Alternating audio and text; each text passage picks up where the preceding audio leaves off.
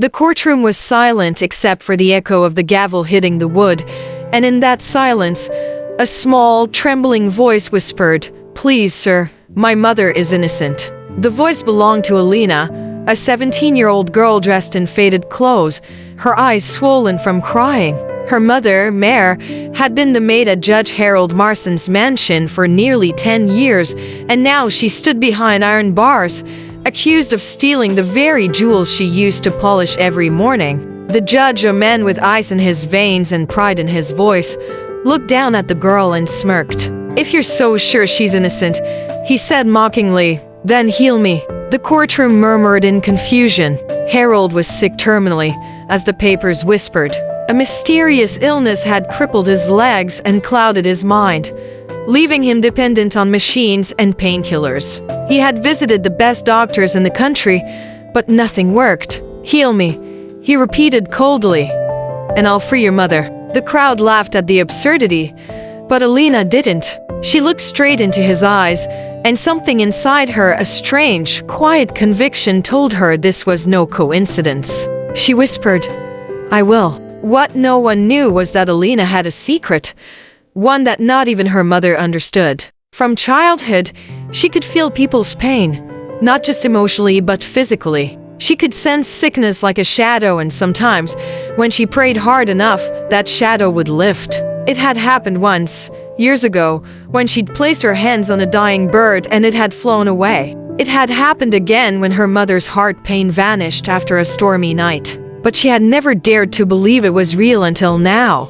That night, as the storm raged outside, Alina walked to the judge's mansion under the heavy rain. The guards tried to stop her, but Judge Harold, amused and arrogant, ordered them to let her in. "Let's see this miracle worker," he sneered. Inside, the mansion smelled of medicine and despair. The judge sat in a wheelchair, pale and bitter, his once powerful frame now weak and trembling. "Your mother will rot in jail by morning," he said cruelly. "So show me your magic before dawn." Alina didn't answer. She knelt beside him, placed her trembling hands on his knees, and whispered a prayer her mother had taught her. "If my pain can heal another, take it, Lord." The room grew silent. The thunder outside paused, as if even nature held its breath. For a long moment, nothing happened. Then, suddenly, the judge gasped, clutching his chest. "Stop! What are you doing?" he shouted, but his voice trembled. He could feel warmth spreading through his body, something alive moving through his veins. His legs twitched, something they hadn't done in months. Alina's hands glowed faintly under the dim lamp, her tears falling silently as if her strength was being drained with every breath. When she finally collapsed, the judge stood up. For the first time in years, he was standing on his own defeat. The doctor rushed in, his face pale. "It's impossible," he whispered. The nerves were dead. The judge stared at the girl lying unconscious at his feet, a mixture of awe and fear creeping into his hardened heart. But instead of keeping his promise, his pride took over. "Take her away," he ordered coldly. "She's a witch." Alina woke up in a dark cell next to her mother, her body weak but her spirit burning. "He didn't keep his word," she whispered, and her mother held her close. "Don't lose faith," Maid said softly, though her own heart was breaking. Days turned into weeks, and rumors spread Judge Harold was not just healed. He was stronger than ever. People began calling it a miracle, but he refused to speak of it, afraid someone might uncover the truth. Then strange things began to happen. Every night, Harold would wake screaming, his legs on fire, his heart pounding as if something unseen was clawing at him. The doctors found nothing wrong, but he felt a presence, a shadow whispering in his ear, "You lied." His health began to decline again, faster this time, and with it came guilt. He started seeing visions of the maid and her daughter, standing in his courtroom, covered in light. One night, desperate and trembling, he went to the prison where Maid and Alina were held. But when he arrived, he found Maid coughing blood. The guards told him she'd fallen sick, too weak to survive another week. Alina knelt beside her mother's bed, singing softly through tears. The judge watched silently, his arrogance melting into shame. "I can't lose her," Alina cried. "Not when I saved you." Harold's throat tightened. "I'll free her," he whispered. "I'll release both of you." But fate was cruel. Maid died before sunrise.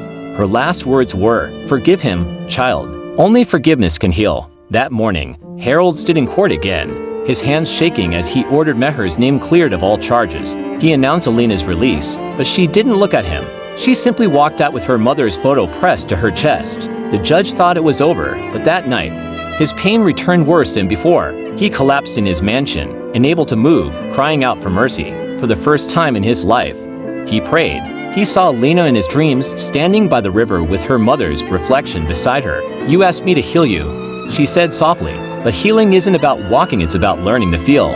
He woke up screaming, tears streaming down his face. The next morning, the city was shocked to see the judge resign from his post. He sold his mansion and disappeared for months. No one knew where he went, but one day, a small orphanage opened on the outskirts of town built by a mysterious man in a wheelchair who called himself Harold the Healer. He dedicated his life to helping poor children get medical care. He never spoke of his past, but he always kept a photo of a maid and a young girl on his desk. Years later, a young doctor joined the orphanage, a woman with kind eyes and a calm voice. It was Alina. She had studied medicine with the help of donations from strangers who had heard her story. When she walked into Harold's office, he froze, his eyes filled with tears. "You came back," he whispered. She smiled faintly. "You asked to be healed," she said, "and now you truly are." Harold broke down, sobbing. "I lied, I betrayed you," he said.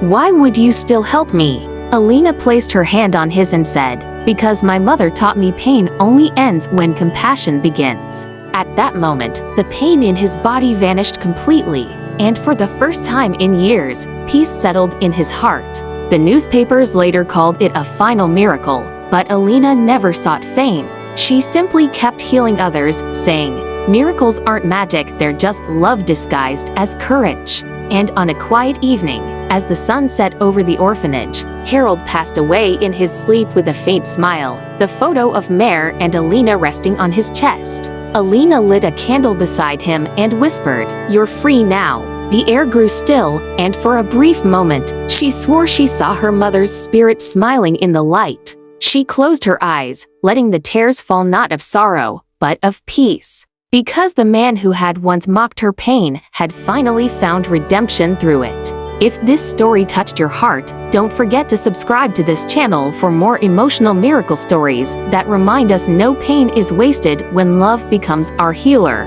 Subscribe for more emotional, dramatic, and life-changing stories at Life Code Stories.